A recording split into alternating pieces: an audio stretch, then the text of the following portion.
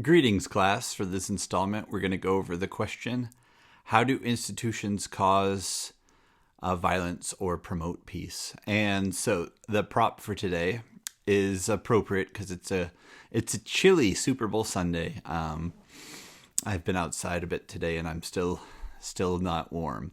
And you might say, what does that have to do with the lecture? Well, so when I previously taught this class, on one of the occasions, I taught it at a maximum security prison.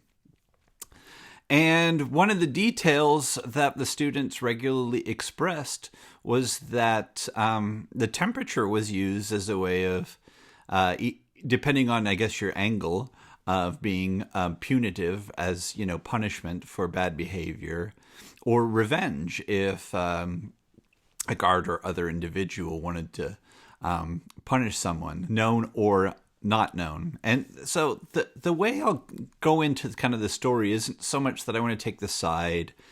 This isn't so much that I want to say I believed my students over the guards, which I didn't necessarily always believe. But in the case of what I was hearing about, it was a pretty straightforward kind of prisoner's dilemma, literally prisoner's dilemma situation. The prisoner's dilemma is this idea that if you catch two people and you tell the person if you snitch on the other person will reduce your sentence, the dilemma is that if both of the people who've been captured keep their mouths shut, they'll both get off for free, right? They won't be able to get them for the wrongdoing. But they're encouraged essentially that if they think that the other person's going to rat on them, they're better off if they rat first. Well, so frequently in prison, when rules are broken, the wrong might be clearly identifiable, but the person who committed the wrong wouldn't necessarily be immediately identified. So if you punish the group, right, this could happen in a classroom, it doesn't have to be in prison, right? But this is the kind of like, I'm not letting anybody go to recess until, the person who did this comes clean kind of tactic is employed so that the whole class is punished, even though the whole class didn't do it because, one individual has done something wrong. And at the same time, anyone who didn't do it but who knows who the guilty party is might feel like the motivation. Anyway, so in the prison, so I taught in Georgia. The location isn't so important, but it gets cold, it gets snowy or whatever. So if you don't turn on the heater and it gets really cold, and that makes it really difficult sometimes for people to concentrate, for people to do their homework.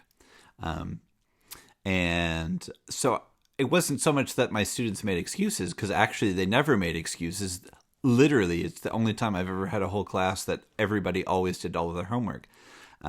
It's amazing how freedom can impact decision making in students, that sometimes they choose to do other things. But in any case, if the prison facilities are regulated in such a way that they're able to increase comfort, that will also increase the performance of the inmates who are students.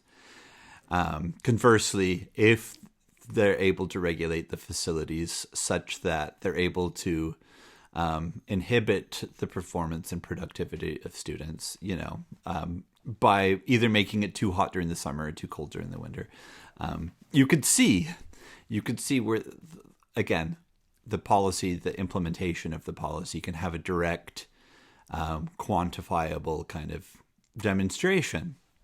Whether or not it's for strategic purposes, whether or not it's because, it's being punishment. No, it kind of at the bottom line doesn't really matter. So institutions will do that. And part of what we'll talk about in some of the next pieces are some of the distinctions between direct violence and indirect violence and so forth. But there is a certain kind of violence in a person who's done nothing wrong now being punished in a way that it interferes with their ability to have academic success. So institutions are able to then, if we pick the story apart into its pieces, institutions are able to make policies, make plans, put mechanisms in place that will either promote these kind of violent features, right? That if a guard gets angry, right? A single guard could get angry because a single inmate said something, right? And then take it out on everyone. If that's in policy, right, that might promote violence in that it can potentially incentivize the behavior of guards to act out or lash out against inmates. It can promote peace when it puts in policies that would restrict the ability to have temperature fluctuations, which could be disruptive in an individual's life. Right. So again, I'm staying warm so that I can concentrate. But it's a very, very just basic human need. And institutions can promote the delivery of resources that make that possible. Or they can, inhibit the delivery of that, right? So institutions could be any number of things, from large-scale operations, governmental and non-governmental organizations. Doctors Without Borders provides life-saving medical treatments in areas that have been heavily hit by things like war and poverty and disaster and crisis. And that makes a really big difference on the ability for people to have decision-making. Thinking about the survival of their families is less impacted when maybe those that are ailing the most are getting the medical treatment that makes it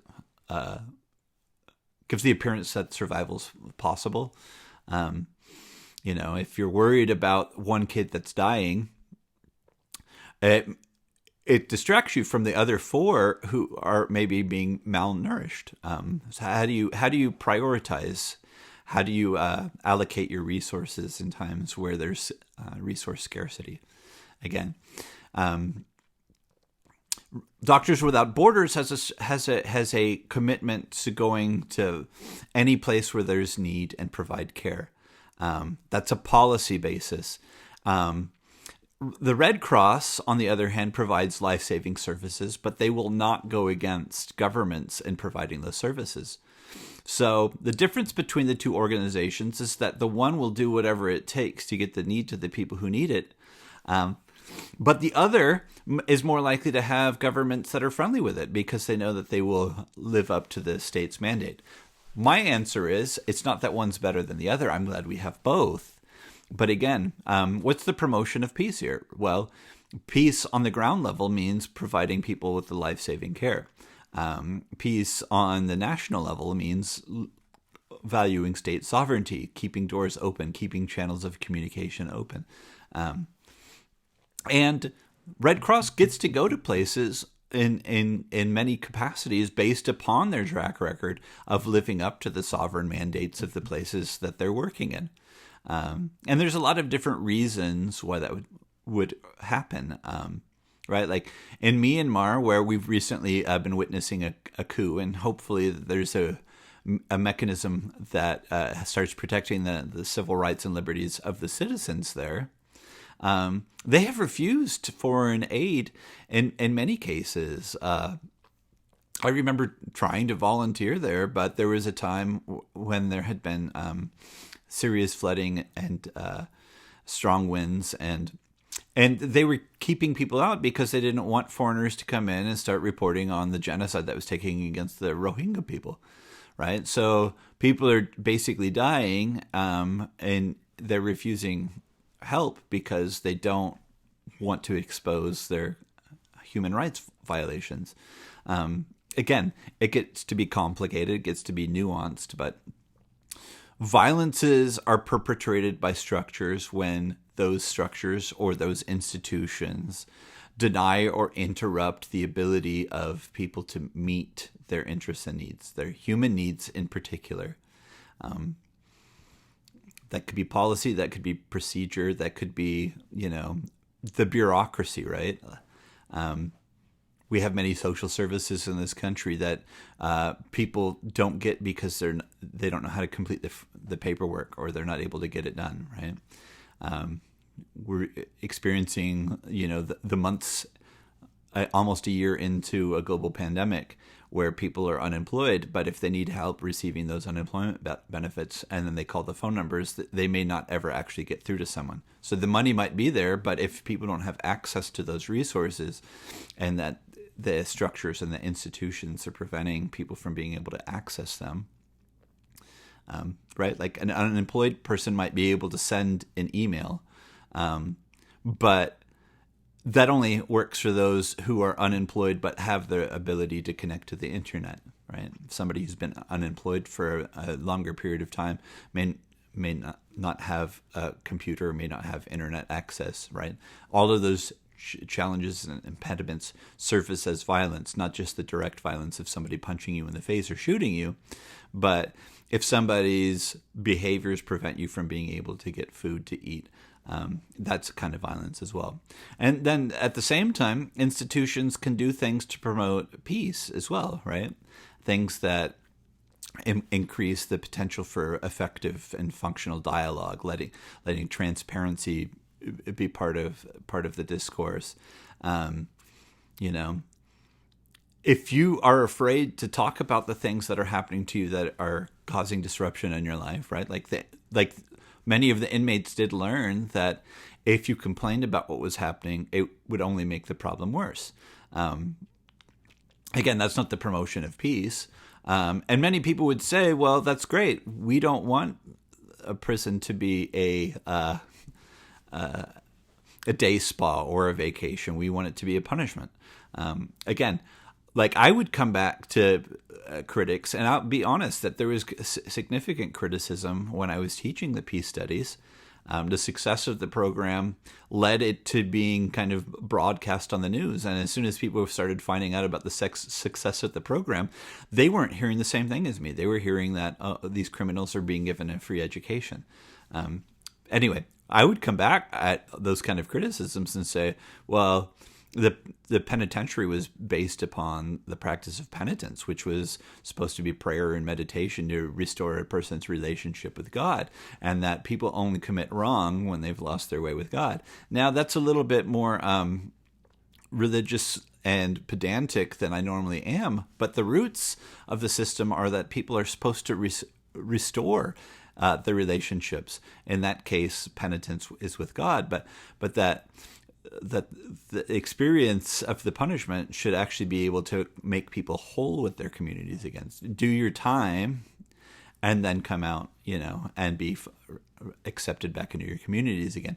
But most importantly, I would say that talking about punishing people misses the benchmark that I care about, which is actually I'd like to see rates of recidivism reduced, which is recidivism is the propensity of people engaging in the behaviors that got them into prison in the first place, assuming that they're guilty. And there's a lot of people in prison who say they weren't, but if prison it doesn't have a tendency to prevent people from being involved in those behaviors or getting involved in those behaviors again, I don't see how that's a peaceful enterprise at all. What we need to do is have mechanisms in place again so that people better their lives, better their futures, break free from kind of the cycle of incarceration. If somebody's been locked up, the chances of being locked up again are pretty significant. We do that as kind of a bureaucratic measure. We aren't actually employing the practices that are documented and established and being most successful in decreasing rates of recidivism. Things like for every $1 spent on prison education, you see an $11 savings in recidivism in 3 years, right? Because when you pay for people to get those opportunities, then when they're back in the communities, they take advantage of their opportunities. Few people actually enjoy spending time in prison. But again, so if you make it your policy that what we want to do is reduce crime and future crime, then you do things differently than if you're like, we want to maximize punishment. And I can't say anything other than on a moral basis, I believe that the reducing rates of crime is a much better goal than, punishing and getting revenge. But people come back at me and say, that's easy for you to say. You haven't been the victim. I could talk about times when I have been the victim, but all crimes are different. All experiences are different. And the perpetrators change from person to person. But again, if we're talking about perpetration of violence, we know that if we engage in the kinds of behaviors that are likely to continue those cycles, that what we're talking about is the promotion of violence. And if we're talking about things that interrupt those cycles, we're talking about the promotion of peace. And we can see this in a lot of different ways, including culture, including the culture that is going to watch the Super Bowl today, where some people would say that it's a pretty violent sport. It brutalizes people, causes traumatic head injuries and so forth. And other people would say, it's a game. People need to be responsible for themselves, suck it up, so on and so forth. But if we make that part of our culture, that the harder you hit someone, and good for you if you take a person out of the game by hitting them really hard. Again, that's a kind of violence. And there's just all sorts of capacities here, from how we make money, how we exploit people, and so forth. But I hope that gives you a good kind of grounding in the ideas that are being suggested here about positive elements of peace, and positive elements that can prevent violence or cycles of violence versus the elements of violence and violence promotion, and how institutions and structures engage in those. Thank you. See you on the next one.